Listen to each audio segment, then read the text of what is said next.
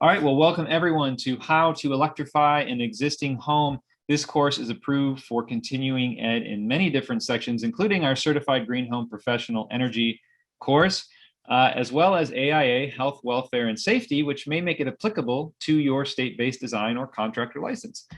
Today, I'll be the moderator. My name's Brett Little. I'm program manager here at the GreenHome Institute, and we'll be talking about the challenges, opportunities, and next steps to electrify our existing housing stock. We got to do it. We got to get them all electric. We got to transform everything so we can hit net zero.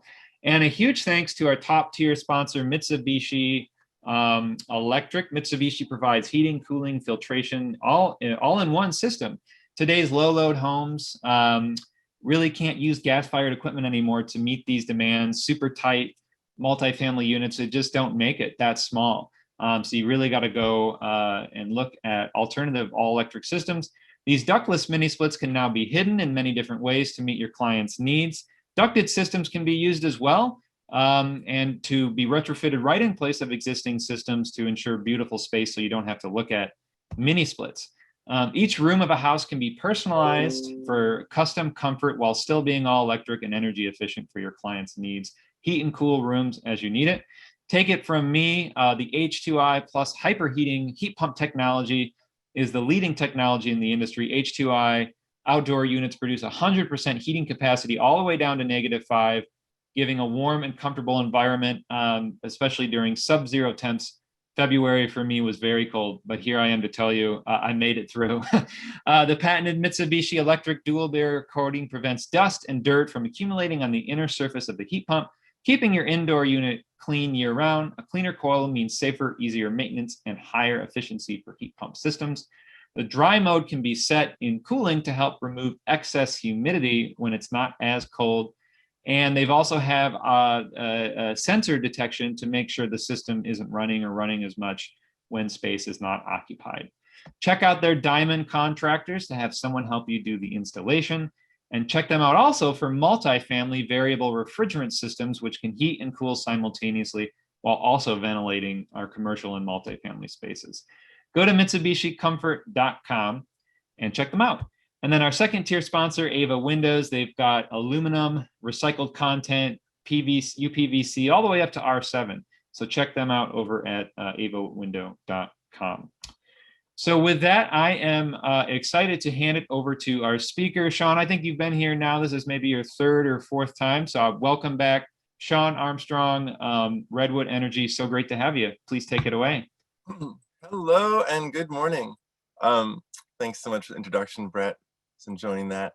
Just a couple of questions for you over in the Q&A. So today, we're going to discuss retrofitting to all-electric homes, a cleaner, safer, quieter, and less expensive lifestyle, or I should say, quieter. So here we have the quick introduction. Hey, I started studying this in 1995. I arrived sight unseen at Humboldt State University in far northern California. I'm from Wisconsin. I came here to study the larger biological sciences, and I got sucked into the building science program.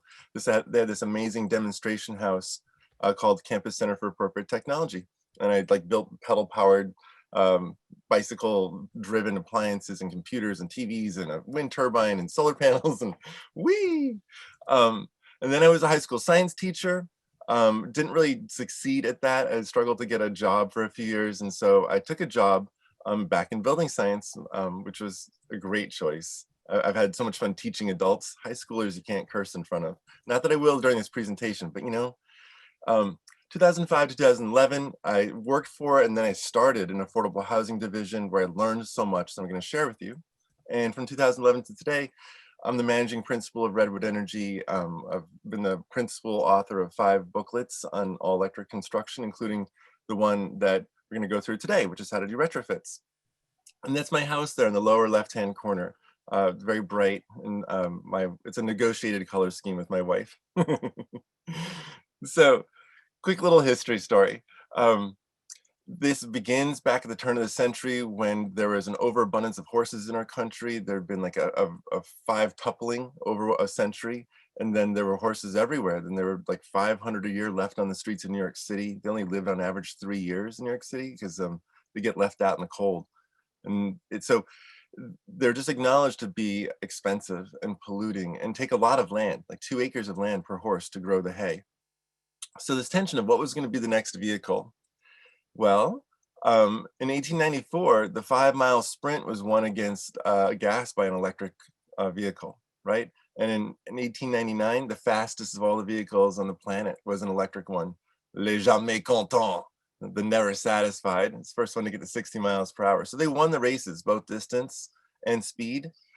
But as you know, we kept on going with or gas vehicles, like what you can see here with the next big program. In 1935, we have the Rural Electrification Administration trying to address the fact that only 10% of farmers had electricity. And all the farms I've lived on since I was a little kid always had their electricity provided originally through the REA, including the house that we have now here in Northern California. So I give appreciation to that organization getting us electricity. It's great for everything. Next little step, Ronald Reagan, our future Republican president, right? In the 1950s, he just stepped away from being the president of a union, the Actors Guild, and he got hired on to start a public media campaign. All these utilities and some of the big manufacturers, they gathered together to make a Hollywood-funded campaign. Disney had actually been helping about a decade earlier to sell electrification, explain what a luxurious lifestyle it was, how clean and cheap and simple and safe it was. And they had terrific magazine articles, all the rest of it. I can show a couple, I have tons and tons of slides that I'm not gonna show today. But and Ronald Reagan opened up every nuclear power plant for about a decade in the United States. He'd go in front of it and he'd fly in or train in, and he'd speak about clean energy, specifically clean nuclear energy. He'd speak about that. When he became the governor of California later, I'll get to that. When he became the governor, though, he actually passed 2 really important laws, the predecessor to the Clean Air Act, and was one of those, and also sort of national energy laws started in California under his administration. So the utilities started funding magazine ads, as I mentioned. So on the left there, that's a heat pump. Like from 1950s on, they started using reversible air conditioners to heat homes. On the right-hand side, that's a former CIA spy, Julia Childs. That was one of her jobs during World War II. And she invented things that prevented sharks from bumping into landmines. Like she started cooking, so to speak, in World War II, making chemical sense to deter sea mines from being blown up by sharks. So then she went to work for the electric utilities, and you see on the lower left-hand side that she's cooking on an electric resistance range. That's all she ever cooked on. Every Julia Childs you've ever seen, she's cooking on electric resistance, and she keep them at different temperatures and show how to do fancy French cooking with a superior type of range, more controllable, safer, etc.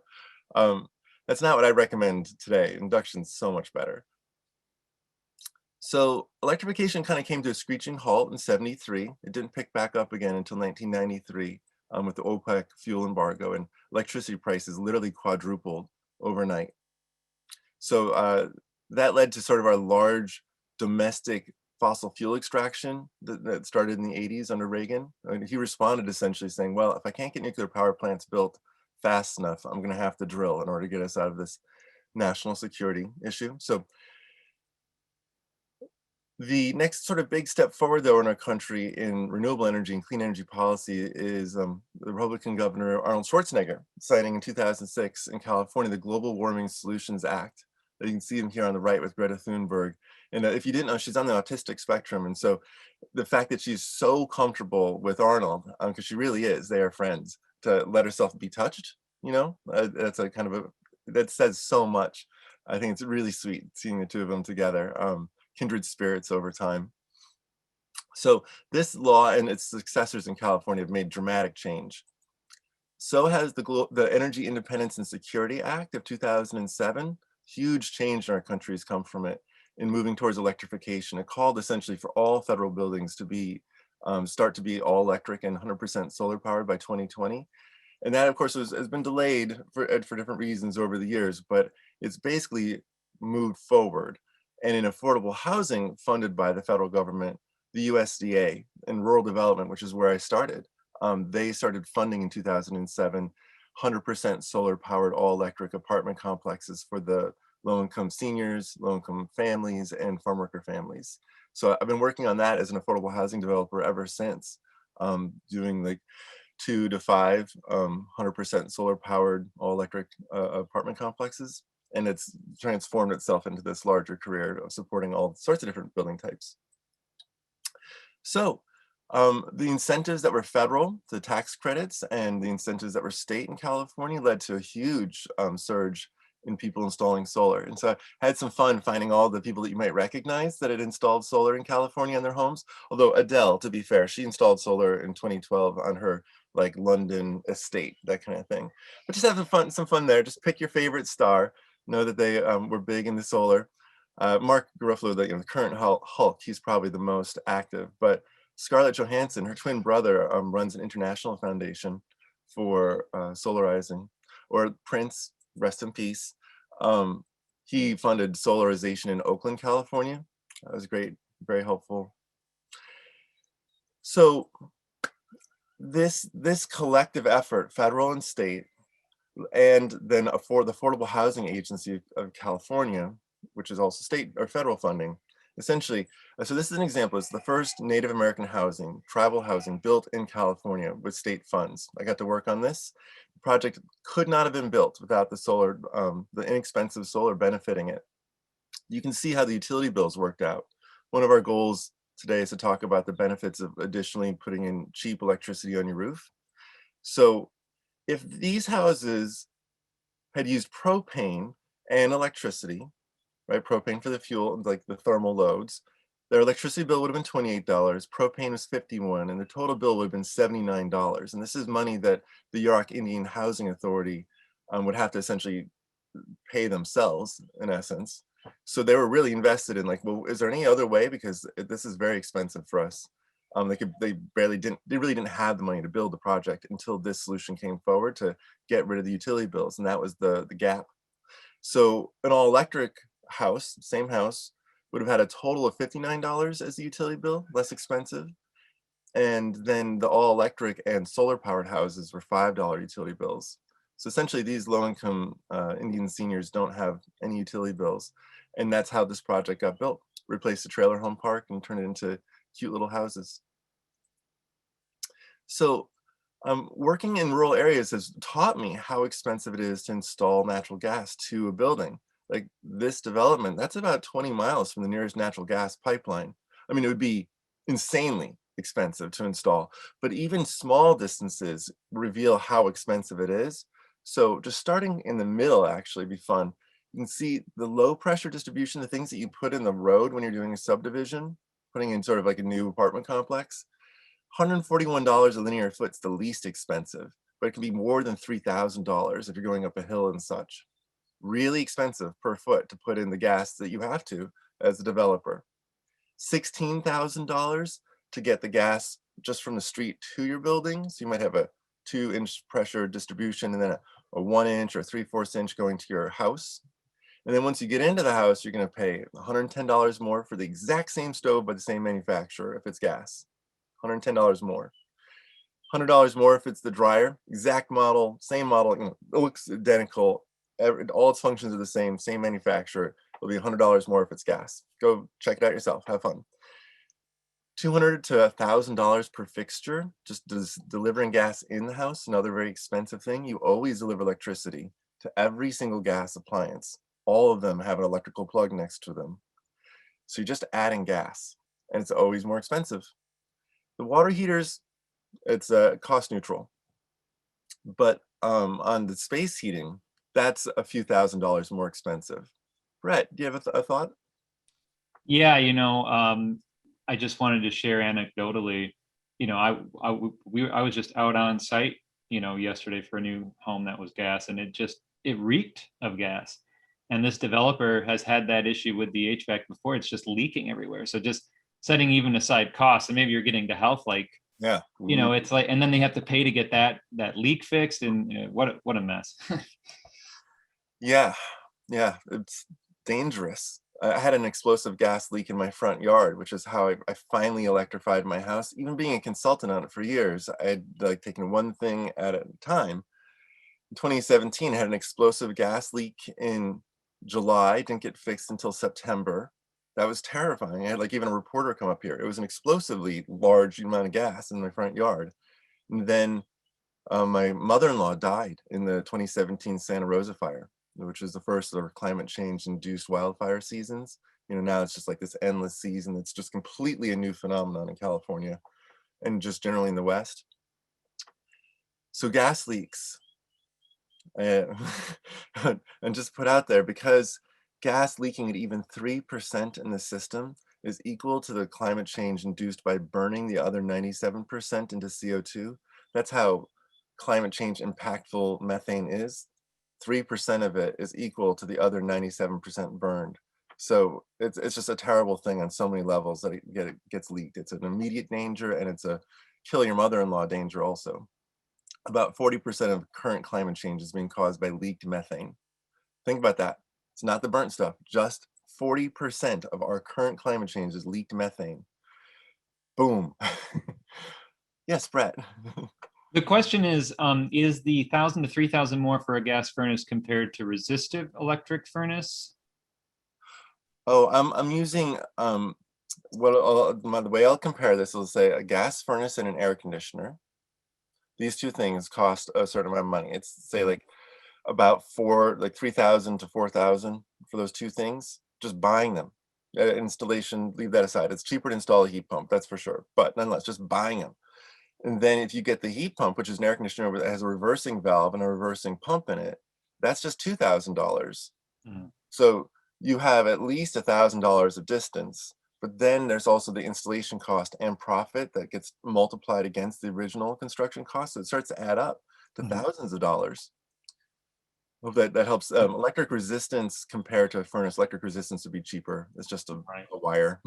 So without the AC though, and I think that's the real key, right? Because if you don't have the AC in that number, it's not fair because the furnace can't cool, right? I mean, it doesn't give you a good comparison then, right? Right. I mean, if you compare to furnace to electric resistance, so two very inefficient products. Or furnace, furnace to heat pump, it's not a fair cost comparison, right? Because some people say, hey, I could go get a new furnace for this much money, but the heat pump is this much. And I'm like, well, are you cooling? No. Or I just have this old crappy AC. And I'm like, well, it's not fair. You're not giving it a fair comparison. So how do you survive the current climate change? I mean, it gets yeah. hot everywhere in our country, dangerous hot now. There isn't really the luxury of saying, oh, I don't want to have an AC. Right. Even here, we had one hot day 2 summers ago, and my mom got white as a sheet, and I had to rush her inside and turn on the air conditioning for the first time ever. She didn't know she had air conditioning for a decade. And like, well, today we're going to cool off. So it was helpful. Right. So there's a clarification question here, and he just wanted to clarify that you stated it's cheaper to install a heat pump than a gas furnace, but you're saying a gas and air conditioning on the install side, you think it's cheaper for a heat pump? Yeah, if I was to say, I should probably change to say furnace plus AC versus heat pump. Like, to really capture that to get it. It's like the product, a heat pump is $2,000, a furnace and air conditioner is $3,000. A furnace itself is more like $1,200 or $1,500. But a furnace doesn't provide air conditioning, and you pretty much need an air conditioner. And the last argument is that heat pumps generally are, I mean, they are more efficient than furnaces, but the air conditioner part of a heat pump, most heat pumps have better ACs on them than you just go out and get. Right. So there's a lot of moving pieces there, but to clarify, this is how all of that noise gets worked out nationwide. In 2016, part of the story here, the Propane Education Research Council gets a ICF, like a big research firm, tell them, why are they losing market share nationwide? Why is this happening to us? Because in dark blue, you can see the places that propane gained market share. In lighter blue, you can see where methane, quote unquote, natural gas, fossil gas, where that gained market share. And in yellow is where electricity gained market share in the critical business of 90% of the job is heating water and heating the air. That's what the thermal loads, 10% is the combination of drying and cooking. So the fact that they were losing market share in domestic hot water and space heating nationwide is because it's just cheaper to build. 95% of homes are built by commercial builders, not by an architect and a rich person. So what you're seeing here is the production builders nationwide choosing everywhere in the country with small exceptions, like my home state of Wisconsin's pretty much the worst. But even in places like Pennsylvania, you know, big chunks of rural areas that are going electric disproportionately. And it's because it's cheaper. Just fundamentally at every step of the way, you end up saving, you're not going to save less than 5 grand. You're going to save as much as 30 grand, you know, depending upon where you're building. Heat pumps, of course, reduce our nation's greenhouse gas emissions dramatically everywhere that they're put in every single grid in our country. A heat pump, which is essentially a renewable energy collector, it's collecting the sun-warmed air, or sometimes it's collecting the heat from the ground, which is also sun-warmed, but it's a renewable energy collector. So you put 1 unit of energy in and you get 3 or 4 or 6 units of energy collected. Well, that makes sense that in even a coal grid like in West Virginia, which is about 98% coal, even there, it makes sense to put in a heat pump right now. It's a greenhouse gas reducing impact because of how efficient they are. And then pairing this back against solar again is that, you know, NREL has shown us that if we had 55% of our grid with solar and batteries and other renewable energy sources, and solar being the cheapest of all three and the most easy to install anywhere, that would make a balanced 100% renewable grid. 55% solar, that's as much as we can contribute, which is great, because that's, like I said, that's the least expensive way for us to get this job done. And everyone can participate. You know, if you got a roof, if you got some sunshine on your property, most people, not everyone, obviously, most people do. You can participate in you know, lowering the cost of energy. So here you can see how heat pumps, because they collect energy from the environment disproportionately.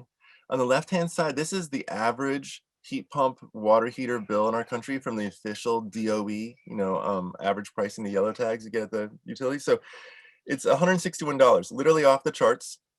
Because the chart's based on gas. If you go to the right-hand side, you can see how a gas water heater that is the same amount of water being delivered an hour, the most efficient essentially I could find out there, it was $231 a year and $225 is the bottom. So it's like, okay, I found a water heater that's pretty much as efficient as you can humanly get, not even talking about its purchase cost, just how low can you get the utility bill?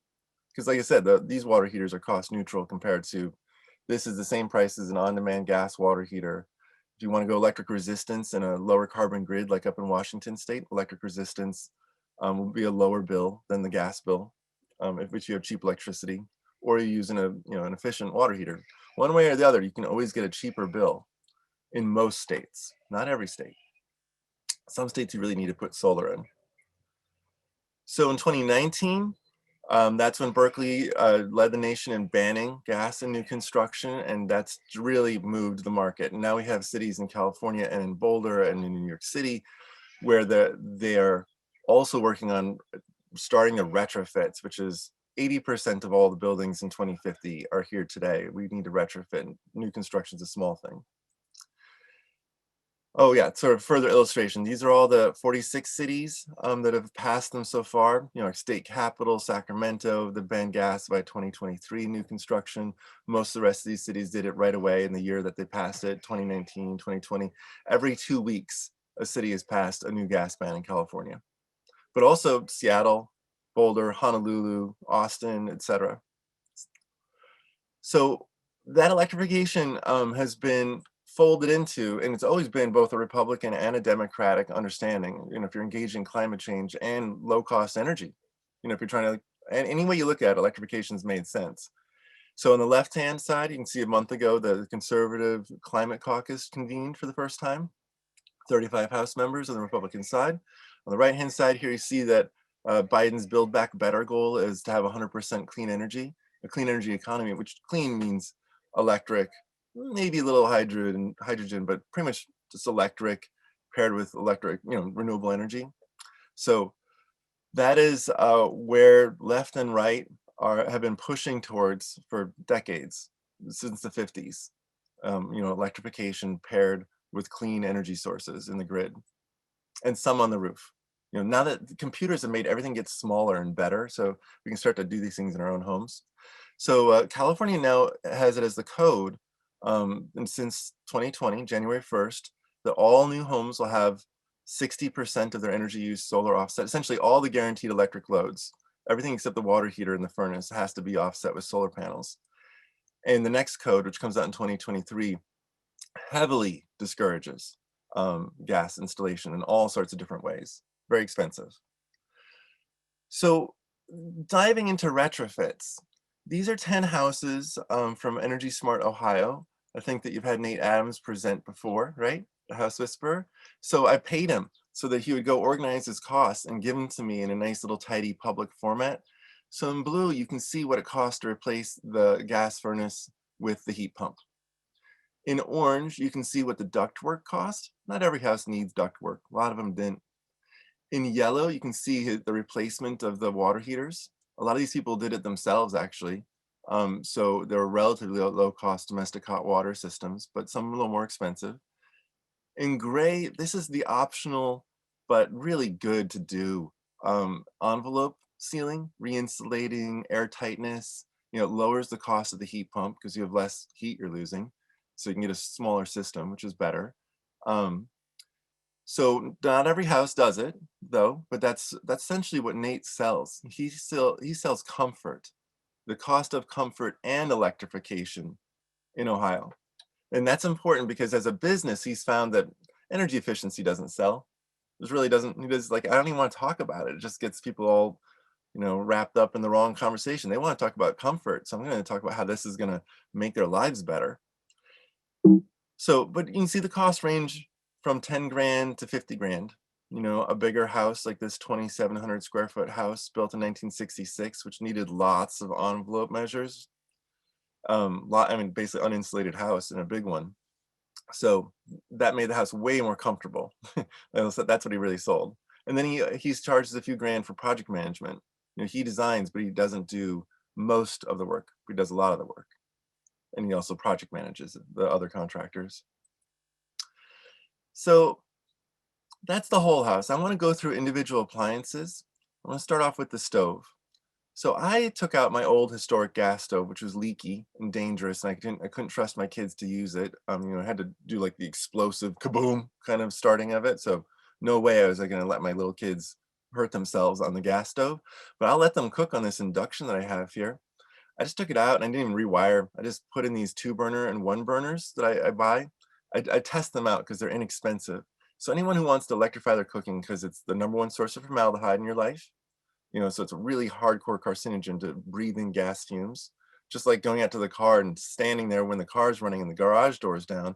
Everyone knows that's called suicide. Well, when you're above a gas stove, there's a fair amount of fumes you're huffing right there, and it's bad for you. It's nitrogen dioxide and it's formaldehyde. And these are both very hardcore chemicals that rough you up. It's like secondhand cigarette smoke for kids. It also does the same 30% increase in asthma in children as having a cigarette smoker smoking in the house. That's what a gas stove does to kids also. Same increase in asthma. So I got one of these cheapos. I just plugged it into my kitchen circuit. I got another cheapo Ostra oven, which I love. I've just had it for years. 160 bucks. Got it done for $300. Now, if you want to do a smooth top radiant, those are about $500. You got to get a 240 volt plug for that. So that's a few $100 of wiring. Then the Frigidairs, these are induction ones. So you go up to $1,000 and now you get the cooking with magnets. And this magnet, well, it's actually a coil of copper that you run electricity through, and it makes a magnetic field, which is truly just loose photons, essentially like light, but they're very loose and they have big wavelengths. It's below radio waves, so it passes through you without affecting you, just like the radio waves do. Just so big that they don't interact with your atoms. So induction, and it's also shielded so that doesn't leak at all. It's all really well done. So $1,000 to $2,500 for most of the ones out there. I love my mom's Frigidaire double oven though. I got that for her. It's a gift. And then if you have expensive tastes, so you can go from $2,500 up to $22,000. You know, AGA this is one of the original stoves in our country. It's been built ever since the chemist blew up a bunch of fuel in his face when he was being a chemist, and he blinded himself. And so he dedicated the rest of his life to making electric ranges, first for his wife, because he was terrified that she would also be hurt by a gas stove back in like 1920 or so.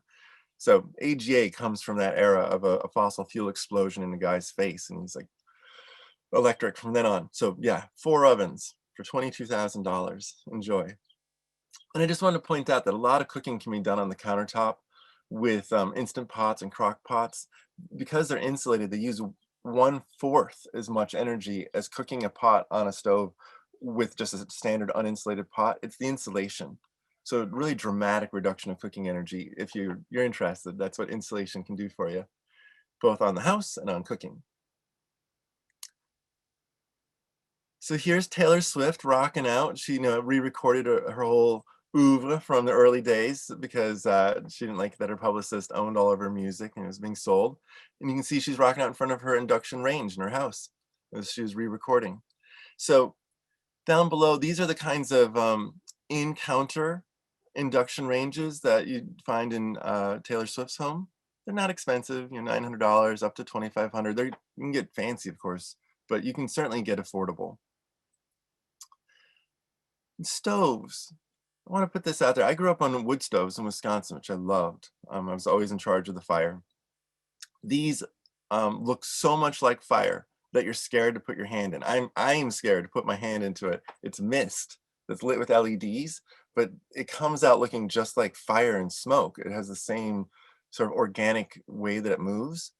And gosh darn, you really think you're going to toast your fingers on it. So you can just get them for a few hundred. It's way cheaper than a gas stove or a wood stove. These things are half or less the price, and you don't need to put a chimney in, which is doubles the price of putting in a wood stove. So they also come with electric heaters, so you can sit in front of it and get hot and have the look of real flame. I mean, it looks more real than natural gas flames do. It's that real looking. Yes. What are your thoughts on LED fireplaces? I mean, as far as functionality, obviously there's no combustion, but as far as functionality, or do you really just recommend these steam ones? Well, this is LED's lighting mist. Okay. There's the ones that there's literally a hologram version. Right. Yeah, I've seen that. Okay, and then there's the old style like tinsel roll with a light on it, and then it like bounces up behind a glass shield, and it kind of has cutouts, and it's Okay. irregularities make it kind of look like flames. Yeah, that's what I have. Yeah. Yeah, Yeah. that's I mean, those are aesthetic. There's Right. a ton of people who put in stoves that are aesthetic. I've never liked a gas stove. I think they look fake. It annoys me. Right. So everyone's different standards are out there. I'm just saying these things look just like fire and they're cheaper to install. Okay, so they're still LED, but they've got that steam. They've got that. Yeah. Yeah. That Cool. was like the innovation. There's a few different manufacturers who have added like an ultrasound basically to wiggle the water so fast that it turns into steam. And it looks amazingly like fire. Nice. And Thanks. yeah. Yeah, this one's kind of fun. It goes on the table, so you can just have like a fire on your table, serve your drinks or whatever for your friends, and they can stick their hands in the fire without getting hurt. Okay, a little more practical. These are the most efficient heat pumps for cold climates. Mitsubishi's in there, right? The Hypercore. But Haier, the leading brand manufactured out of China, -31 Fahrenheit.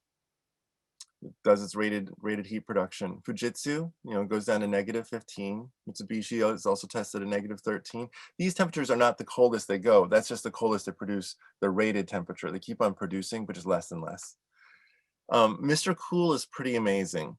That one is rated to -22, and you can see videos online on a -24 night in North Dakota. I think they went to it's like Grand Forks or something like that. Coldest city in the continental US. -24 out, and Mr. Cool, on a domestic American made, it's heating this 1940s era house with hardly any insulation, old ductwork. It's heating it to 70 degrees, and it's -24 out with a heat pump and no electric resistance. So there's like no need for electric resistance, period, technically.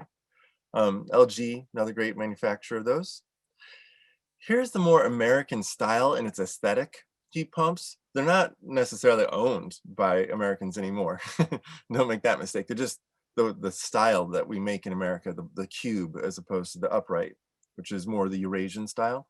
But there's benefits that the style really for energy efficiency and heat capture. So it's becoming more the thing. But anyway, You can see here, these types, they don't go quite as cold. -10, -5, -10, -4. Here for the rated heat production, they start going into electric resistance sooner. Ground source heat pumps, they don't need to be cold climate per se and having like a fancy computer inverter inside and such, because they use 40 degree, 50 degree temperature water out of the ground for their work.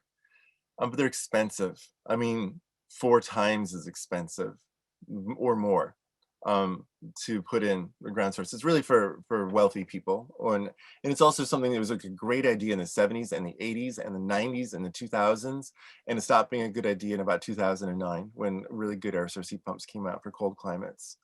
On the bottom there, you can see these are the air source ones that I recommend. They Arctic, Space Pack, Aramac, Chiltrex, and many others, but those are leading brands there for air to water. Here we have just water heaters. Stiebel Eltron, domestically manufactured, German, but the grandson came over back in the 70s and stayed, so he started making Stiebel Eltron heat pump water heaters here in '85. Rheems, A.O. Smiths, Bradford Whites, they all have these small compressors, so like smaller than a window AC, but bigger than, pardon me, bigger than a refrigerator. So that's about that size, 4,000 BTUs. But over here on the left, Eco 2, this is out of Japan. Sorry, it's a little blurry. And it's using carbon dioxide as a refrigerant. So this type is for Japanese style bathing, not showering bathing we do in the US, but where you take a shower and then you get into a 150-gallon bathtub and the whole family goes into these huge bathtubs over the course of the night, completely clean before they get in. Sort of like small swimming pools or hot tubs you just fill once. So that requires a compressor that's 4 times larger. If you're one of the people who has like a gigantic eggshell bathtub in your house, this is the kind of heat pump water heater you want. It's got the production you need. This is what it costs to install. Oh, pardon me. Hey, Brett. Oh, hey, if you're still talking heat pump water heaters, I'll let you finish, but some questions came in, so. Well, then briefly, this is what they cost. You buy them for $1,100 to $1,300. So if you do it yourself, that's what it costs. If you have someone else do it, the average we see is about $3,500 in California.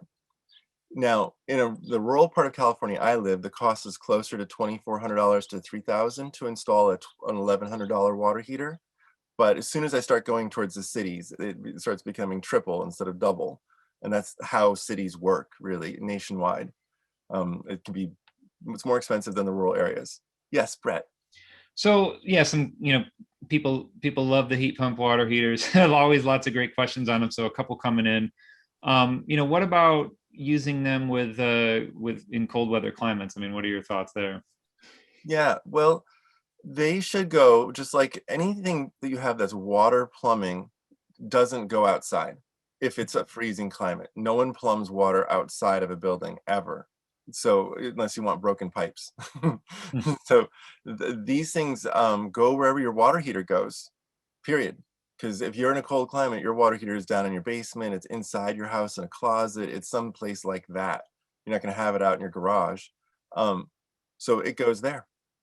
But Eco 2, the Japanese, they think about these things differently, and they don't have as cold a weather. They're kind of subtropical for most of it. So they do put this compressor outside and they plumb water to it, and then they wrap it in heat tape and insulation, and they say, that'll do. And then they put the water tank wherever they want. Right. So yeah, that's the basic idea. Stick it wherever water heater goes for your climate and it'll be fine. Yeah, I can say anecdotally, I've had one for 3 years, and in the winter, it's maybe 1 or 2 degrees colder in that space, but it's not a huge issue. So it still heats the water just as efficiently. So that's just my anecdotal information. So. Pretty much during the summer they provide free air conditioning, so they're kind of a like they provide hot water for free during the summer, assuming that you use even a little bit of air conditioning. They are a little bit of air conditioning.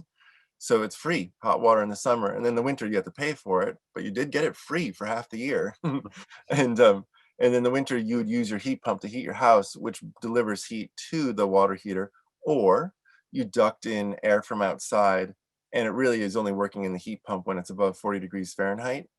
So you start turning your water heater into electric resistance in the wintertime if you pull in the heat from outside. Yeah.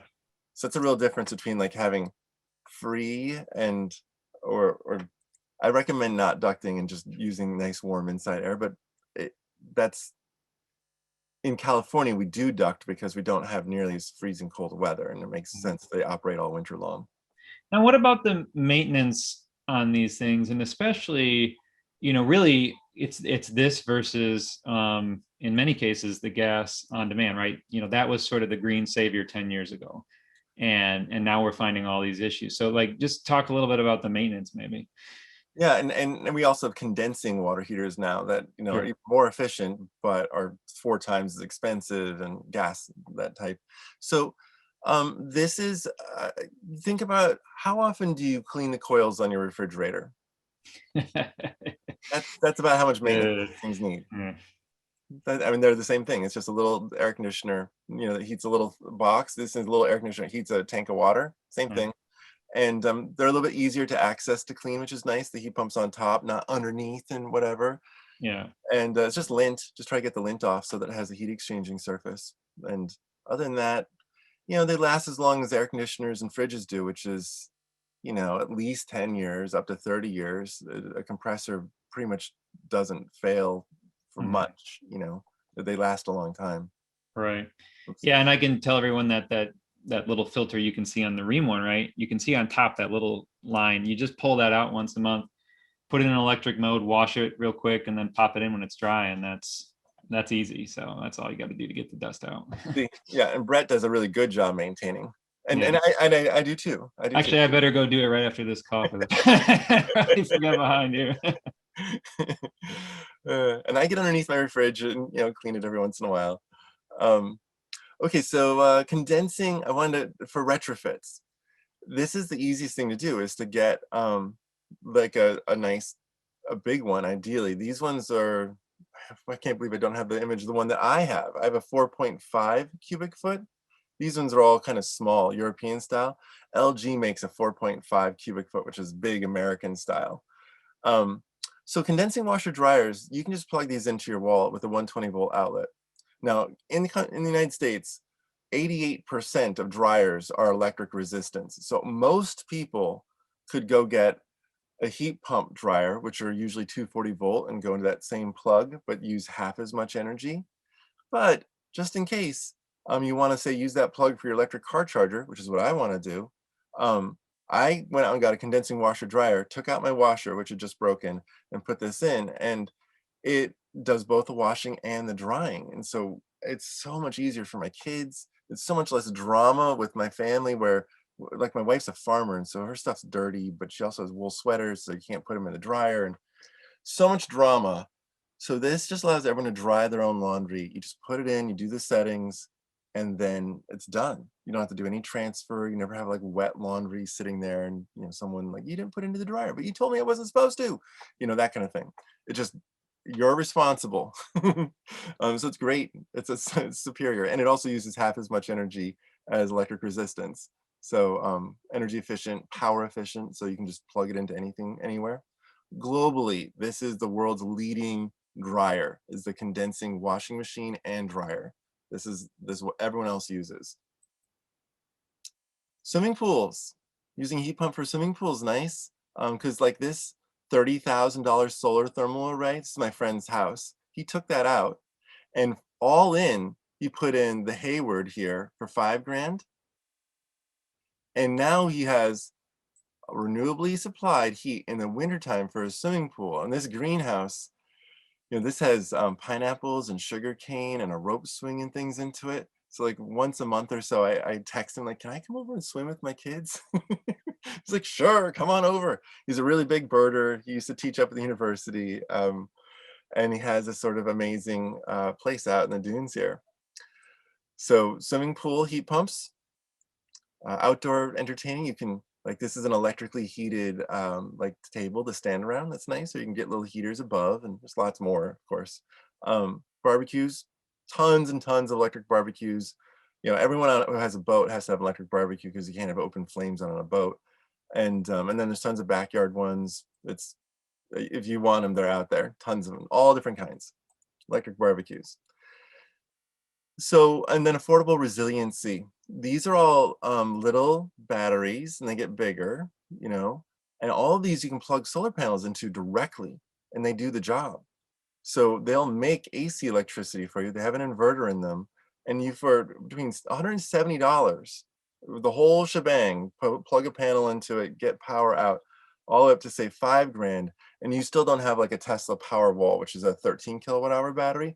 These are all your options for more affordable resiliency that still let you just pop in a solar array, and so you can take them anywhere, you know, go camp with them, whatever.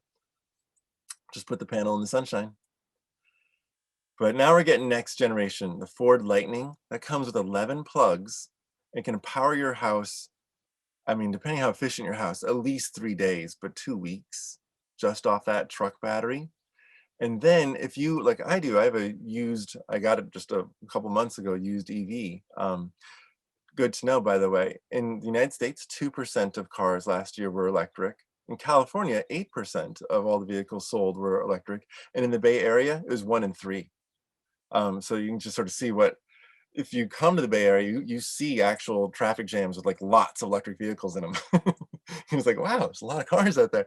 So Wallbox, Asiaco, Nuvve, Fermata, they're all coming out with like dedicated car chargers that do this job of powering your house, vehicle to building charging, so you have resiliency. Like this, you know, illustration of people cleaning up after a storm, just powering the whole house off their truck. So you don't have to get the Ford Lightning to do that. Ever since 1994, they've been using vehicle to building chargers, very popular in Eurasia, Canada, just finally making its way into the United States. Volkswagen, the 2023 bus that's coming out. This is an EV bus that will be doing vehicle to building charging. In 2022, they've announced all of Volkswagen's family of vehicles, because they own many car manufacturers. All of their electric cars coming out will be able to do vehicle to building charging for resiliency. And also you can do, you know, work with offsetting grid demands with it. So this is coming fast. It's like your, you know, inexpensive resiliency solutions. You can just use the vehicle, or like I showed you, like, you know, these portable batteries and solar. But just want to get you like normal person, you're retrofitting your life. What would you do? Get an electric vehicle and then charge your house. So when the ice storms come and such, or in the summer hurricane blasts into Ohio with the last of its tailwinds of weather. Now, the watt diet. This is important to familiarize yourself with the idea that your house has a certain amount of power delivered to it now. That's your diet. that's your allowance. And it's a certain amount of wattage. So a 50 amp panel is 12,000 watts. A 100 amp panel, which most people have, is 24,000 watts of total power can come through that wire coming to your house. 200 amps, 48,000 watts. And then 400 amps, that's 96,000 watts. Those you see on large homes with a lot of electric resistance appliances, and maybe like a back tub, like a hot tub in the backyard that's also electric resistance. That's a 400 amp house, big house, lots of stuff, all electric resistance. Brett, I see the Q&A questions here. Yeah, we're gonna get to those here shortly, if that's all right. Yeah. Yeah. Okay. Okay. So in the watt diet, there's things that are energy efficient but take a lot of power, a lot of wattage. So here's an example of energy efficient but high wattage, high power. So this electric resistance Energy Star certified dryer uses 7,200 watts when it's full blast on. This heat pump water heater, also Energy Star, super efficient, 4,500 watts when it's running. And then this split heat pump, 40,300 to 7,000 watts. So these are all things, just normal stuff, very energy efficient, using heat pumps in them, but high power. Here are the same things, but these are power efficient. So this is a 1,200 watt, not 7,200 watt condensing washer dryer. Here's the 1,000 watt version of the heat pump water heater, not 4,500 watts, 1,000 watts. And here are heat pumps that are 120 volt that can plug into outlets, like an outside outlet or an inside outlet. They can just plug into outlets. They're 1,400 watts and 1090 instead of 4,300. They don't come with electric resistance. They come set to produce heat at colder and colder and colder temperatures with the heat pump, with basically like a well-controlling computer inside that does a lot of work doing the math and running all the parts just right so that it'll go colder and colder. So there's options that are low power so that you can stay within your wattage diet. And here's an example, one that I worked on. So I only had 30 amps to work with at 120 volts. So that's 7,200 watts. That's the amount of power that an electric resistance dryer would take, Energy Star or not. And then I built this cute little tiny house and the tiny house bathroom next to it, all in that 30 amps. Here you can see a 2-gallon electric resistance water heater. It's power efficient though in this case, for the kitchen sink. And here's a little 2-burner, plug it into the plugs there. That doesn't take any more power. The power is already there for the kitchen appliances, which it is. Same with the oven. So, and it has a little electric resistance heater and all this, plus the 7-gallon water heater for the tiny bathroom, which is enough for a good shower with a 1.5 gallon per minute shower head. So it's all there for a very small amount of power.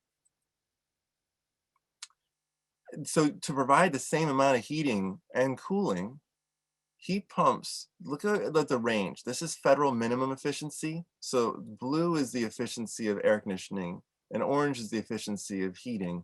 And the bigger the number, the better, the less energy it uses. So on the low side, the federal minimum, 14 SEER 8.2 HSPF, goes up for ducted systems, 18, 20 now for ducted systems. The highest ducted system you can buy right now is a 24. Might be a 26 actually that Lennox just came out with. I think I need to update this. And then 14 at HSPF, 33 at the SEER. So this is using half as much energy basically as what the least efficient. This is the most efficient. And this is the American scale. It goes up from there in Japan, where they start getting up to HSPF 20, not 14, and their SEERs are like 50. They use small systems, very energy efficient small systems. So I was pointing out, like, you know, you have a certain amount of power, but you want to add stuff. Well, this is a 240 volt plug strip. You know what plug strips are for? Like, you have a 120 volt outlet and you want to plug a bunch of things into it, but there's only a couple outlets there, but you got a lot of stuff. So you plug it into a plug strip. This is for 240 volt. You can plug in your car charger. This is a car charger. And you can plug in the dryer that this coil is sitting on. And both of those can run at the same time with this 240 volt plug strip. Or if one of them is using so much power, it's smart enough to turn off the other one instead of just blowing the circuit breaker, which you can do sometimes. Or, you know, that's the whole point. This has smarts in it to either balance the power need, fine, or just, you know, allow them both to happen, or turn one off if that's what needs to happen. There's a lot of products: NeoCharge, Dryer Buddy, Simple Switch, others. So in sum, space heating, right? You have the option of 0 impact, even though you've electrified, because you're using plug-in heaters into your walls using your plug circuit. So 0 impact on your watt diet, or up to 10,300 with electric resistance. Here's your water heater options. You know, an impact of 360 watts up to 2,000. Cooktop, there's ways to just use countertop appliances, have no impact on your wattage, but you can go up to 6,720 if you have a separate oven, 2 ovens, and a range. So big range there in the amount of power the range uses. Laundry, you know, condensing washer dryer plugs in, no impact. Resistance dryer, that's what it gets counted at. By the way, there's a 0.4 multiplier against everything except space heating that derates the amount of power demand because it's not always on, except for space heating they assume is always on. So the numbers get shrunken by the derating consistently, but you still have that wattage one way or another. It's still a lot of wattage. Electric vehicle charging, I trickle charge my EV Golf, so that means I just use an extension cord, outside extension cord to power my car. Works great. But you can put in high power chargers for 3,000 watts, charges very fast. And then these power saving devices, they can save like 2,000 to 3,000 rated watts by, you know, sharing an electric resistance dryer with a water heater or with your stove or the car charger. And this is kind of what it might look like for a 3,000 square foot house on a 100 amp panel, which is 24,000 watts. And that's modest in the size of the panel, but the house isn't modest. 3,000 square feet is a big house. So you can do that. Here's the plug strip. effort here, balancing the resistance dryer and the water heater. Here's another one of these 240-volt plug strips balancing the range in the EV car charger. Use a ductless mini split because blowing air through ductwork takes more power. So, and we still have enough here for putting in some solar, not a big solar array. It's what is that? A 3.8 kW solar array. Most people want to put like 5 or 8 kW or 10. This 100 amp panel has to support the solar going through it also. So 3.8 is what you can fit legally on a 100 amp panel. And that's it. I did it.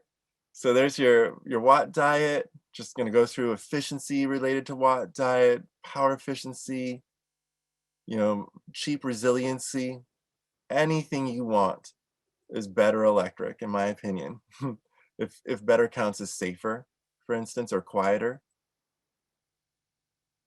Costs, try to get some costs, and I gave you basically like the story of how we're seeing nationwide, both policy and naturally, all going all the way back, that going all electric was consistently a better choice for society.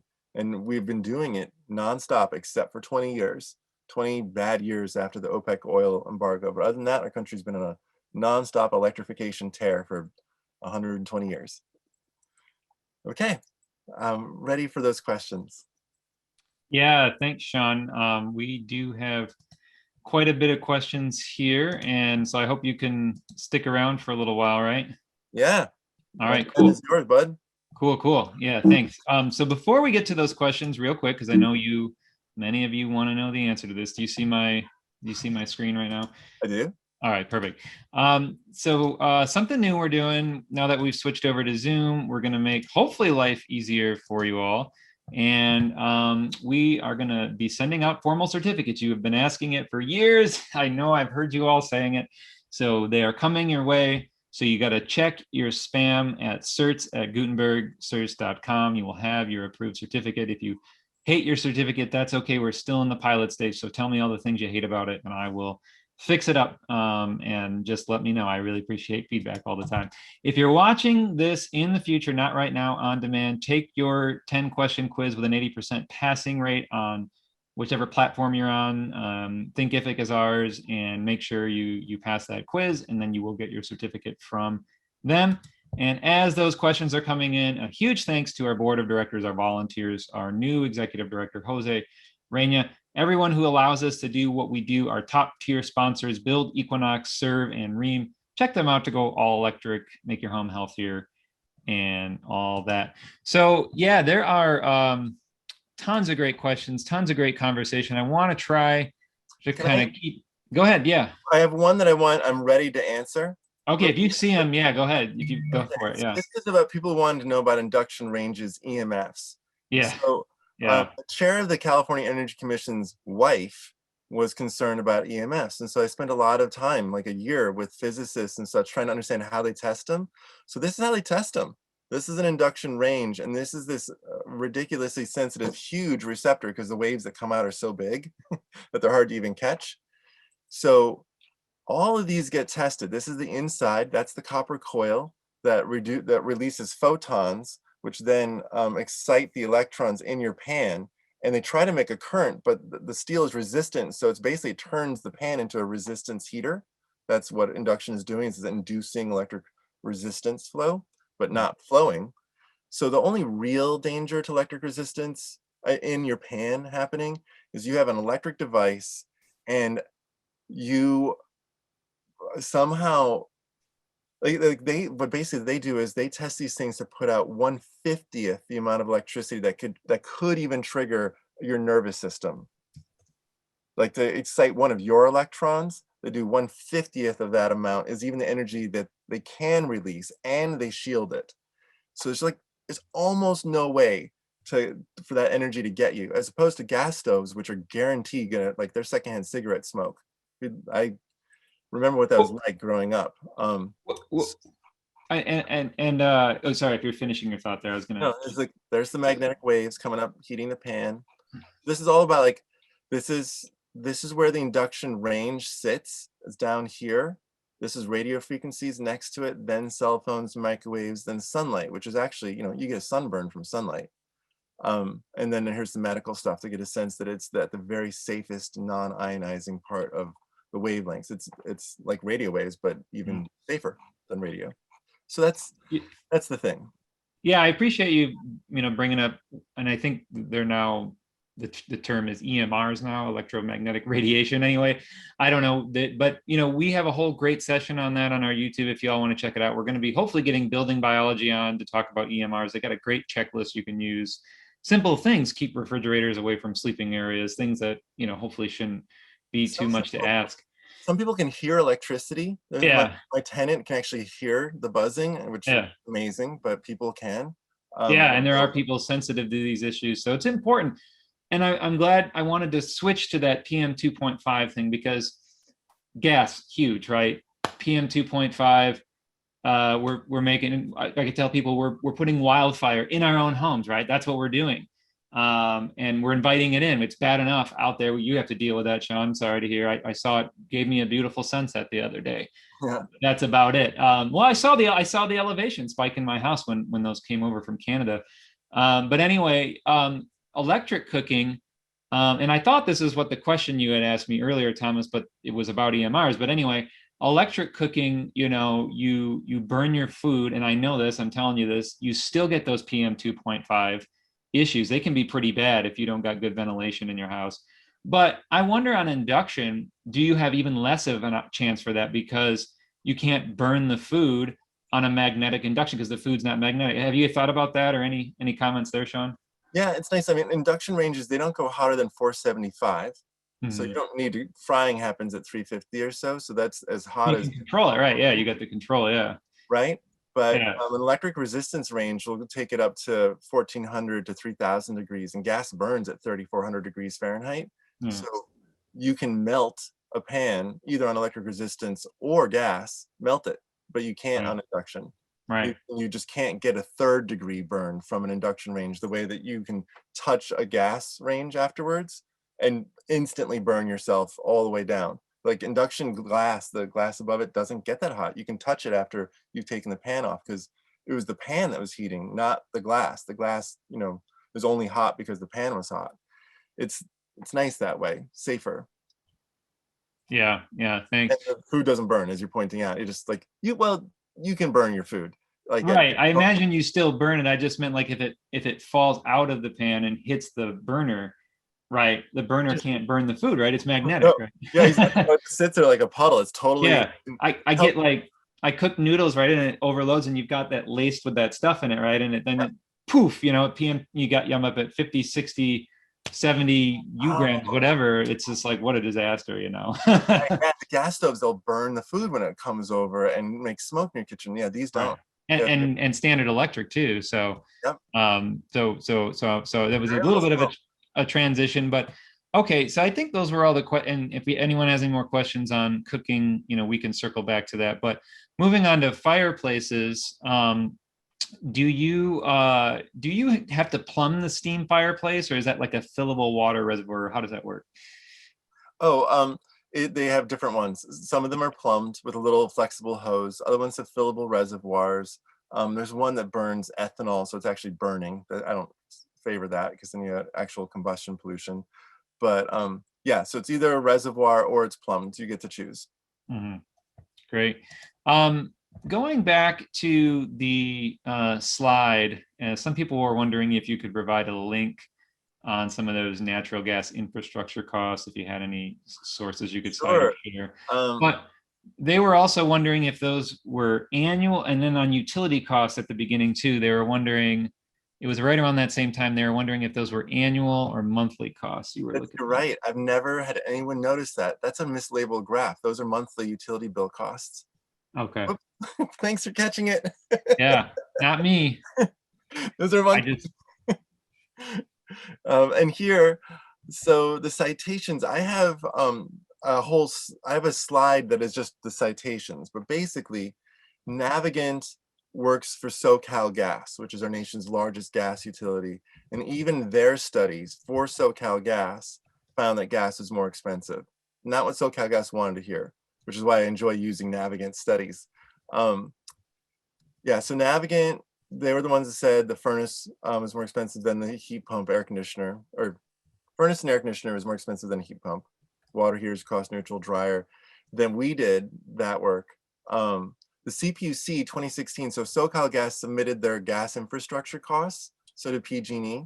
And SoCalGas was lower, so I tried to use their prices to be fair. And then you see here, PG&E at that same year, they submitted to the Public Utilities Commission what they charged on average for a lateral at $16,000. So I've talked to contractors in Utah that only do it for $1,500, but they're out in the desert and they're doing their own backhoe work and et cetera. If you're in any city, which is where about 85% of Californians live is in a city, if you're in a city, then it's $16,000. You know, if you're out in nowhere and it's just your friend with a backhoe, yeah, it's no big deal. But no one gets to do that, really. And then SDA, that's Stone Energy Associates. So it's Nehemiah Stone, who works for the Energy Commission as a consultant, who did a big study on gas fixtures. And if you, so I can send you the slides, I guess, Brett, and you can forward them on to. Yeah, everybody, I think everybody, we're still trying to figure that one out, but I think everyone has the slides. And then also, folks, a lot of people are wondering if you could pass on a link to that EMF study on the induction too, if you maybe in the follow-up email or whenever. I'll give you a reminder. Yeah, so. I'm going to check to see if it's on my website now. Yeah. Or I hope it is, because I'm just going to look here. I have our like publications tab on the website has a lot of stuff, and because we wrote that paper, right? So did it get up onto our website yet? Look where. Great. So moving on to air source heat pumps, obviously a big conversation there. And let's keep talking, some costs, because you brought up some comparative costs, but where does ground source fit into some of those comparative fees at a high level? Yeah, so a ground source heat pump system, the heat pump is not significantly more expensive. It's all just the same compressors repackaged. So let's say it costs $3,000, just the thing, $3,000. Mm-hmm. The well digging, though, is somewhere between $15,000 and $30,000. And you have to have a specialized truck show up, and they have to have a very deep system, and it's all specialized stuff, and there's a limited number of people who do the drilling. Mm-hmm. Or you're going to do one of those like humongous backhoed out trenches where you fill it up with pipes, and as opposed to drilling. But there's just no getting around it. It's a bunch of work and a bunch of money. Mm-hmm.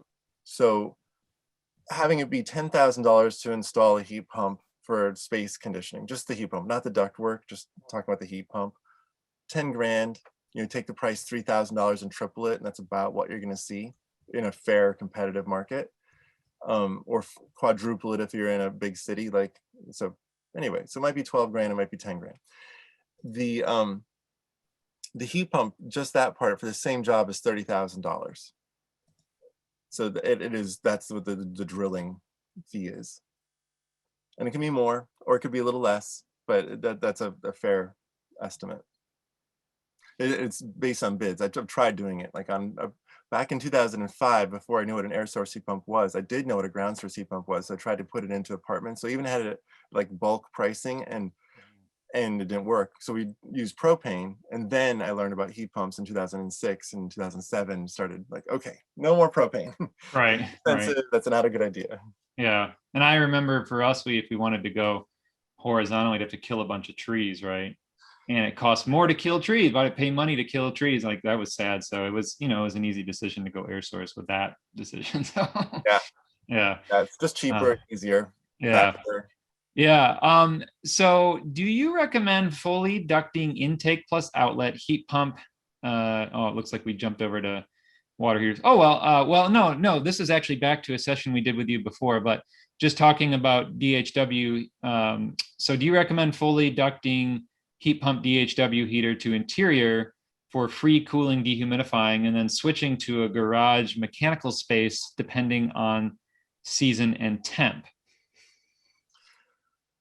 If you are it sounds like you're a very energy efficient person. So you might be the kind of person who'd want to engage like a manual ducting system where you'd, like take the free air conditioning in the summertime, but get rid of the waste air conditioning in the winter. Like if you're that kind of person who really engages your house, yeah, it's a great idea. Um, Most people are not that active, so you just have to set up a permanent solution that's a decent compromise. Mhm. But yeah, I know people who do it. My partner, he takes his air source heat pump water heater and he does chill his house manually with a vent in the summertime and then duct it out.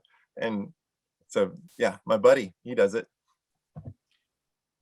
What is the relationship of the coefficient of performance COP of an air, heat pump, and outdoor temperature? What temperature does the COP drop below 1 and switch to electric heating? Um, Yeah. yeah, just there's a So little more, but that's a good enough. well, and since there's no simple answer on that one, Right. so single speed heat pumps that were how everyone worked up until about 2001 when we added computers to heat pumps. Mhm. But a single speed, just turn it on, and it starts going. That type of heat pump, it stops working and its COP drops to about 1 at say 35 degrees. Just it no longer functions. Then in like the late 1990s and early 2000s, they created two-stage heat pumps. So there was like a slow speed and a fast speed, and it started being able to go below freezing. It just basically needed to put in electric resistance to de-ice it, Mhm. or figure out a way of reversing the heat pump so it would heat itself a little bit and get rid of the ice. 2001 to 2008, and elsewhere in the world, they start adding computers. In 2009, America gets its first computer-controlled heat pumps. And so the COP doesn't drop to 1 until these computers, they basically gear them to certain temperatures, like -5 is the coldest it's going to do a great job, and it'll start dropping to 1 at like -10, -12, whatever. But other heat pumps, their computers and the whole gearing and plumbing of them are set up to be able to work to -31 Fahrenheit and still be a COP of 2.5, or 1.7, but usually in the 2 range, even at those crazy cold temperatures, 2.5. So it depends upon your heat pump. And I encourage people to, that's why I wanted to show those. I can, I guess, share now again. I want people just to see that there's heat pumps that go to the craziest, coldest temperatures and don't drop their COP. To your point, they're still super productive at making heat at that temperature efficiently.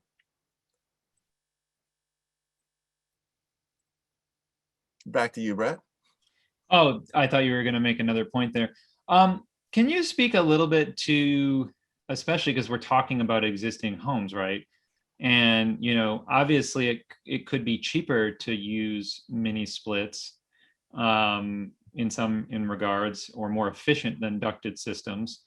But what are the challenges or opportunities there when you're trying to make a choice, assuming you've already got a ducted system in place? Yeah, I feel like for most people, they should use whatever existing heat delivery system they have now if they're on a budget. So when I moved into my little old farmhouse, it had a single gas wall heater in the living room. That's it. So I put a ductless mini split heater literally physically next to that spot Mm-hmm. and just ran a superior heater. Now it blew warm air all over my house, and that was awesome. I had like a step up from my previous system. If you got duct work, it's really just box swapping. Just take out the fan box that's there now that burns gas and stick in the heat pump box. They'll be the same size. They should hook up to the same duct work. And that's kind of like the cheap way to do it. If you want to go from, say, a ducted system to having a radiant floor, well, pull out $40,000 out of your pocket, because putting in radiant floors is crazy expensive. So it's like if you have a good reason to change your heat distribution because it's not comfortable, then just be prepared to spend more money for your comfort. Mm-hmm. But for the purposes of electrifying, um, if you're comfortable, then just box swap. Just get the equivalent device and stick it in the same spot and keep on moving. That's the low cost way. Mm-hmm. It would seem to be from like a health or filtration standpoint too. You're going to be able to get a better MERV rating out of a standard box than a ductless, right? Is that true? Yeah, I mean the you get a MERV, you can stick a MERV 15 filter, 16 filter into most fan coils. Yeah. But a mini split, this fan coil over here on the wall, it has a MERV 6 or 8 filter in it. And it's just for dust. It's Right. not getting out smoke and things like that. You'd need a different kind of air filter for it. Yeah. Yeah. So the powerful fan that comes with ductwork blowers can pull air through a MERV 15 filter, whereas the relatively weak fan, energy efficient fan that's in a wall mounted mini split can't push air through a MERV 13 filter. Moving on to heat pump water heaters. I mean, what are your thoughts about, the trade-off maybe of strategically placing small point source electric on demand, little water heaters where you need them versus larger, expensive, systems? I assume in a retrofit standpoint, Yeah. it probably goes back to the box swap mini split conversation, but because I keep forgetting we're talking retros here. So yeah. I don't think there's a great sin to using electric resistance. I have it in my tiny houses is appropriate, but basically it is quadruple the energy Yeah. of a heat pump. So, or differently put, for the average household, so let's say you did electric resistance and you got rid of some of the distribution issues. Okay, so you shave 10% of the energy off the system, but you're still using electric resistance. That amount of energy that you're using additionally because of electric resistance, regardless of where you have your tanks, because there's a small amount of efficiency in the distribution to be gained. Well, you're using the equivalent energy of driving an electric car for a year. That difference between a heat pump water heater and an electric resistance, that 3,000 to 4,000 kilowatt hours a year, that drives you 12,000 miles in a car, the average distance of an American driving in the United States. So it's sort of like if you want to drive an electric car, put in a heat pump water heater and you'll have no difference in your utility bill compared to electric resistance. But hey, if it makes sense physically, because you have a 30-gallon low boy and there's no such thing like that for a heat pump water heater, stick in electric resistance and put a little more solar on the roof to decarbonize it and keep it cheap. And that might be the right solution for you. It certainly is the right solution for me for some of my tiny houses. There's no such thing as a 2-gallon heat pump water heater. So we also will do that in commercial buildings where we'll do 95% of the water heating is a big central heat pump water heater, and 5% of it is under the sink resistance water heaters, like in the commercial bathrooms and such, because it just makes no sense to distribute hot water to something that barely gets used, and we'll just like build Legionella in the pipes. So yes, You it's a said in good thing sometimes. you said in multifamily, a large heat pump water. I mean, I thought the biggest one got up to 110. Are there bigger ones now? 110 tons, you mean, or 110 degrees Fahrenheit? No, 110. Oh, you're throwing me off here. What, they come in the gallons, 110 gallons. Yeah. I don't know why I had to think so hard on that one. Know what I mean? I know, we have kids, like we yeah, so many numbers. The heat pump water heaters for apartments come in massive blocks, because we're talking 500 apartments sometimes. These are big chunks of compressors. Right. And then there's the ones that are, you're right, the biggest is like a 120-gallon tank that's integrated. A.O. Smith makes that, but that's really a commercial one for like restaurants and such. And it's small for a central system, is this integrated type. Once you get into bigger systems, they usually have a compressor over here and like 300 gallons of storage over there, or 1,000 gallons of storage over there. And it's bigger systems that are separated and kind of customized. What do you know about removing, I mean, according to this person, it's a good idea to replace the anode rod in tanks to improve their life. I've heard that. I mean, can that be done just as easily on heat pump water heaters? Yeah. They are an electric resistance water heater and a compressor. And the only challenge is that they're about 1.5 feet taller. So it can sometimes be an issue getting the anode rod out, unless it's like a smaller 2-piece or something like that. So yeah. And that's true for electric resistance or heat pump water heaters. It's good to replace the anode. That said, they make them now to last 12 years, and it's probably okay to replace your water heater in 12 years. Let's talk about peak load shaving, time of use, couple different things, staying with the water heater here. What are the benefits of a heat pump water heater to do this that you know of? Well, electric resistance water heaters have been used since the 50s with timers by rural electric co-ops in order to do grid controls. This is an old strategy. Mhm. And when the USDA started putting competitive scoring in for storage, I was like, Mhm. okay, let's do thermal storage. So I've been doing this at scale in apartment complexes for years now. We're running the water heaters at certain hours of the day to take advantage of the solar maximum. But I've found the best solution is to raise the water temperature to 140 Fahrenheit, so we have more battery storage. And it's same volume of water, but hotter water stores more energy. And then do a thermal mixing valve, so it's still safe. It gets delivered at 120. And that allows me to reduce the size of the tank, because a bigger tank is expensive, like $1,100 versus $1,800, going from, say, 40 gallons to 80 gallons. It's a Mhm. large expense, and it gets magnified by all the markups. Mhm. So I like this strategy of run it hot and run it in heat pump only mode at all hours. So you don't control the operation time, but you control the power demand. You never let it be a 4,500 watt draw of electric resistance. It's always a 400 watt draw of heat pump. And the heat pump can turn on any old time it wants, but it's small. And it's always going to produce and you're storing a lot of hot water, so you never run out. So you don't really need the electric resistance backup, because you have a thermal storage backup. That's your backup, is you have hot water, really hot water, instead of resistance. And we found that we actually give better service. The stored heat is better than trying to make it up with electric resistance. When you have 7 people in a row taking a shower, you're really better off having a lot of stored heat than trying to catch up. Mhm. So we found that doing a thermal storage strategy where we don't run electric resistance in the evening hours when the grid is stressed in California for air conditioning needs, that lowers bills, lowers grid stress. It's a decarbonizing move, and it's better service. Mhm. So that's how I run it in my own house. I Right. have like my tanks at 130, 132 and in heat pump only mode, and works great. We can fill like a 50-gallon bathtub that way. Mhm. We have 2 big old Victorian bathtubs that are lovely, clawfoot. Yeah. So I really Yeah. have. Yeah. I've personally noticed some of the same things there too. So I can back that up. Um, so getting to an issue with peak load time of use, our utility here, one of the biggest in the state of Michigan, just switched over to mandatory time of use. And, in cold weather climates, it seems that, having a heat pump in the winter is a disadvantage, because the gas, it'll keep you off of you can use your gas heat, right? Even gas water heater, really, to heat and stay off of those peak times.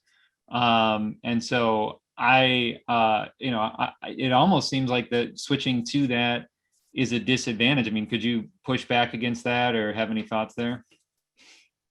That it's a I don't even understand what's the disadvantage. The disadvantage is going all electric. Now you're going to be running to either condition your house in the winter or heat your water. And you just gave some examples of how to avoid that issue. But or run your dryer, right? So if your dryer, and I don't think we got to dryers, but run your dryer on gas, or run your gas stove. Do everything when you want to. And now we've got these peak rates coming out, and it's like, it's a huge benefit to be gas, so you stay off those peak times, but still get to do whatever you want. So how do we solve this issue? Because now it's like, oh my gosh, it seems to be a disadvantage for electric, at least especially in the cold weather area. So, Yeah, in oh, you did get California, to dryer, thanks. Yeah. California was like an innovator in peak rates, and it's a utility scam.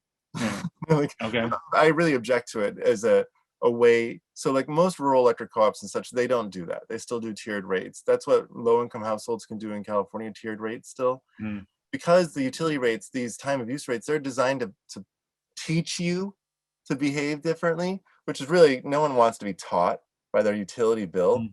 Like how do you learn anything anyway? Once a month when someone gives you a bill, that's not an education. Mhm. So it's a scam. And I've been writing a paper on it, particularly how it affects low-income households. The people who are most willing to change their behavior have the least amount of money and Mm. also consume the least. And so are the least helpful to charge more, and the most vulnerable. And What they the could hell are we get doing? batteries, It's right? just, yeah. So like time of use rates are a good idea for wealthy people who use a lot of energy. They actually could benefit a little bit from time of use rates. Most Okay. people, it's actually a bad thing. Right. So California, who still wants to be committed to time of use rates, is going to change the rates to favor electrical use. to make it easier to switch over to all electric.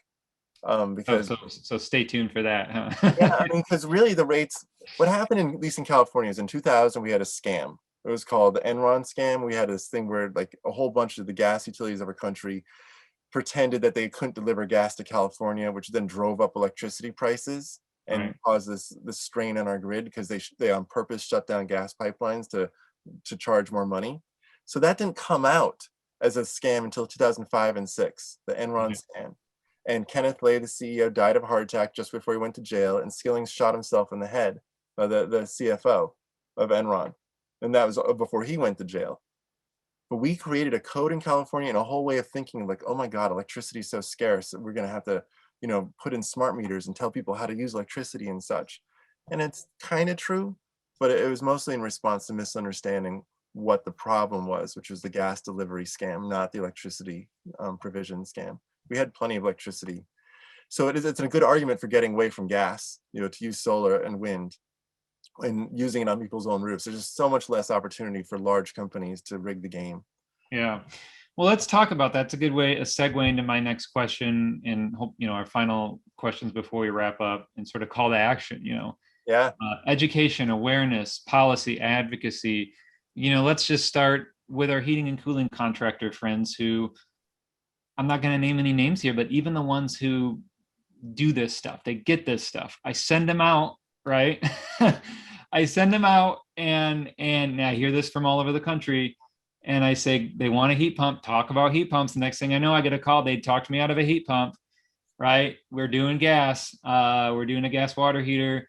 Why did you do it? Oh, well, I'm just concerned that it's not going to work. Even though they're like, they love the idea and they, talk to me about how great it is, so I take them as my example of how difficult this is. How do we transform, Sean, can you solve this for me right now? How do we Yeah. transform the HVAC industry? What do we do? What are some thoughts? This is how we're transforming in California, Yeah. which is just an outright ban. It's Right. like enough of this monkey business. People are dying, and not just like in cute ways, like dying in fires. In the most like, when I go to conferences and I share that my mother-in-law died in the Santa Rosa fire, I've had people come up to me like, yeah, and my aunt died in a landslide after one of the forest fires, buried her and 20 other people. Like the consequences of climate change in California are a smack in the face and a kick in the ass. Mhm. So this was in response to the state not doing what they said they'd do in 2006. I showed this cute picture of Arnold. They Mhm. promised that by 2020 it would be all electric construction. That's what the law says. 100% solar powered, all electric. And then they didn't deliver, which is why in 2019, the year before they were supposed to do it and they didn't, we said, okay, then we'll start doing it at the municipal level because we need a law that stops it. Giving people the option is obviously a slow way for us to dig our own grave. And we lost that opportunity to dig our own graves 20 years ago. Now we're just pouring the dirt on top of our own freaking heads. So I see it as the solution, and it's a bit of a rip the band-aid off kind of solution, and I'm fine with it being incentivized. Everyone's pouring out incentives for electrification. That's great. Tax credits just came out from the federal government. The EPA is converting itself over to electrification under the Biden administration, clean energy. It's all about heat pumps, and you're going to see this for the next 4 years.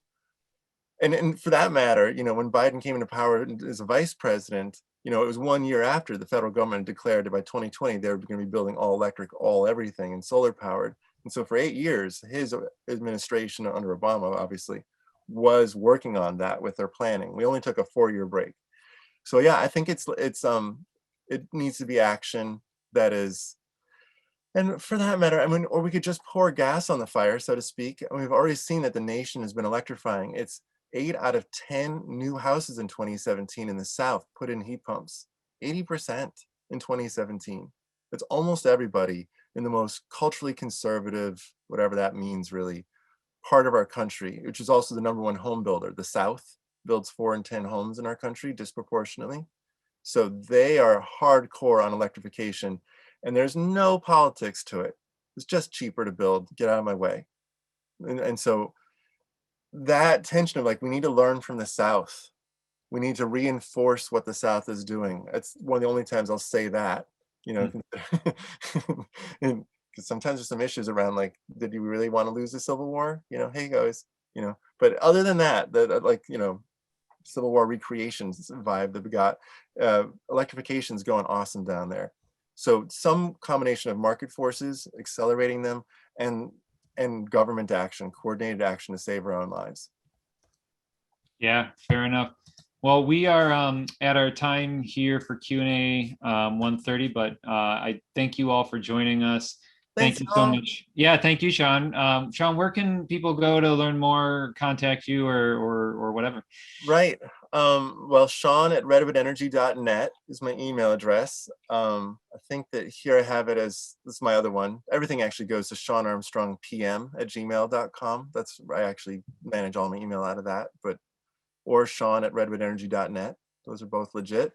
So Sean at redwoodenergy.net. So you can see it. That's how you get a hold of me. I have an open calendar, so you can set up a meeting with me. Just go to like my links. It's here's my open calendar. It's calendly.com/Sean Armstrong. So that's my calendar. You make an appointment on it, and I don't like reject it or anything. It just, that becomes the appointment. Done. No drama. And we can just hang out for 30 minutes and talk about your house just for fun. Help you out. No worries. So that's how you can do that. Email me or set up a meeting. If you call me, I rarely get a chance to pick up the phone because I'm in meetings all day. So just make the meeting. All right, fair enough. Well, book that appointment, go hang out with Sean, go electric, stay safe, be well, and we'll see you all next week. Take care, man. Thanks. Thanks, Brett. It's a pleasure. Yep, bye. Bye. Be sure to check out all of our courses available online that you can watch anytime and anywhere to pick up your CEUs. Before you go, make sure to subscribe to us on YouTube to get weekly updates and stay up to date on green building science courses, webinars, and home tours. Thanks again.